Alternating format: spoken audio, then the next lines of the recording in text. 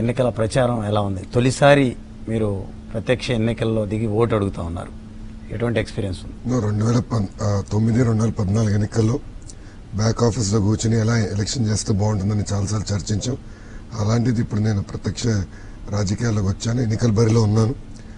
ఎవరు ఉంచిన విధంగా మహిళలు స్పందిస్తున్నారు, మా అవ్వ తాతలు స్పందిస్తున్నారు. ఎందుకంటే పసుపు కుంకం కానివ్వండి, పెన్షన్ కానివ్వండి, అదేవిధంగా అన్నదాత సుఖీభావ్ కానివ్వండి, ఇది బాగా ప్రజల్లోకి వెళ్తాం జరిగింది. సో ఎక్కడ చూసినా పెద్ద ఎత్తున నీరాజనాలు పలుకుతున్నారు. సో నాకు ఎలాంటి సందేహం లేదు, మంచి మెజార్టీతో గెలవబోతున్నాం. మంగళగిరి ఎందుకు చూజ్ చేసుకున్నారు? అంటే వాస్తవంగా మీరు చూస్తే అనేక నియోజకవర్గాలు ఉన్నాయి, కానీ తెలుగుదేశం పార్టీ కంచుకోటకి వెళ్ళి గెలుస్తాం అనేది అందరు చేయగలిగింది. నా ఆలోచన ఒకటే, ఏ సీట్ అయితే 1985 తర్వాత గెలవలేదు మనం, ఆ సీట్కి వెళ్ళి అది కైవసం చేసి మళ్ళీ అదొక కంచుకోటగా మార్చితే బాగుంటున్న లక్ష్యంతో నేను మంగళగిరికి వెళ్తాం జరిగింది. ఒకటి.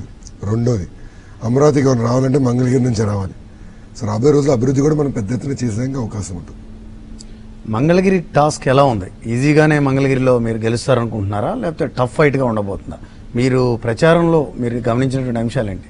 రిజల్ట్ ఎలా ఉంటుంది అనుకుంటున్నారు? ఈజీ ఫైట్, దాంట్లో ఎలాంటి సందేహం లేదు. ఎందుకు ఈజీగా పోతుంది మంగళగిరి? ప్రజలు స్పందిస్తున్నారు. ఎందుకంటే గడిచిన 5 సంవత్సరాలు అభివృద్ధి కార్యక్రమాలు జరగలేదు. స్థానికంగా ఉన్న ఎమ్మెల్యే గారు అన్నిటికీ అడ్డం పడ్డారు, అన్నిటి కేసులు పెట్టారు.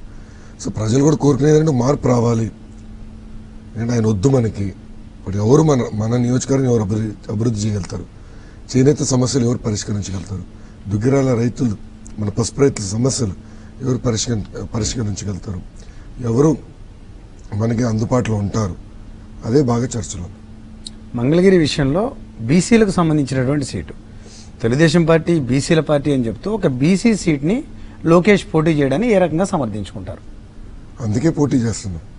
బీసీలకు బీసీల కోసం, బీసీలతో అండగా నిలబడేదానికే మేము అక్కడ పోటీ చేస్తున్నాం.